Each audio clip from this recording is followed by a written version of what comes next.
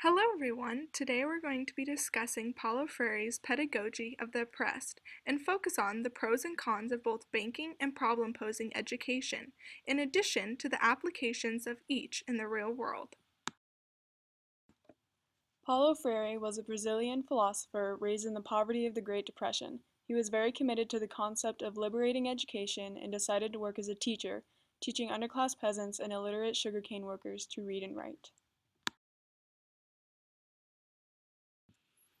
Freire's Pedagogy of the Oppressed discusses two very different methods of education, banking and problem posing. In what ways are the two systems of education valuable, and how can they be applied in the real world?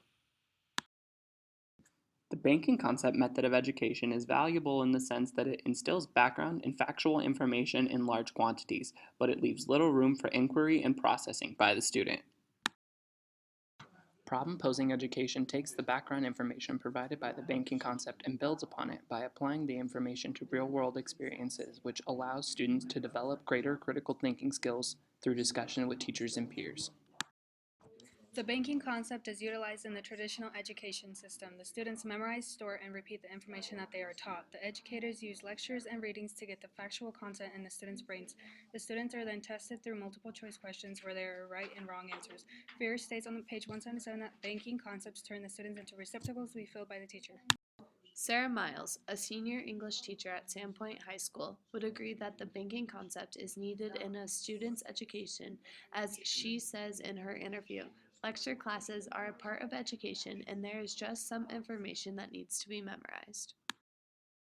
In the banking concept, there are many cons to the student's ability to learn through this method. The students are there only to obtain what is given and not question the choices made. Freire states on page 179, it follows logically from the banking notation of consciousness that the educator's role is to regulate the way the world enters into the students. The people who are able to succeed most in their careers are the ones who are able to play the game in their education careers. The education system is set up in one way, to gain the information and be tested if it was learned and move on. This leads everyone to not obtain the information but to only memorize it, states Alison Candle. This is a great example of how the educator expects nothing from the students except to know the information given.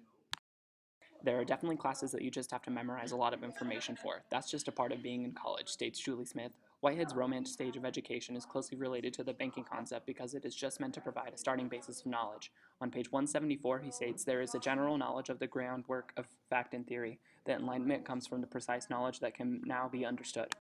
In problem-posing education, students gain knowledge through developing critical thinking skills. They learn to reflect and become active participants in learning by asking questions and having dialogue with the teacher and peers. Freire wrote that in problem-posing education, people develop the power to perceive critically the way they exist in the world with which and in which they find themselves. They come to see the world not as a static reality, but as a reality in process, in transformation. Dr. Faith Hansen, an English teacher at Sage International School, would agree with the problem-posing method, as in her interview she says, I think critical education is important, education that pushes us to be critical thinkers we need to be, which is why I love teaching at Sage, because I feel like I can have those kinds of conversations and those same modes of inquiry that I would have in college classrooms. There are some cons that come along with the problem-posing method of education. This method becomes less effective when there are more students in the classroom. Students tend to feel uncomfortable engaging in the course when the number of students is high, and it is harder for students to be able to develop a personal relationship with their educator. In an interview with Natalie, an elementary school teacher, she agreed that there are some downsides to the problem-posing method of education. She stated that discussion-based classes only work with smaller groups.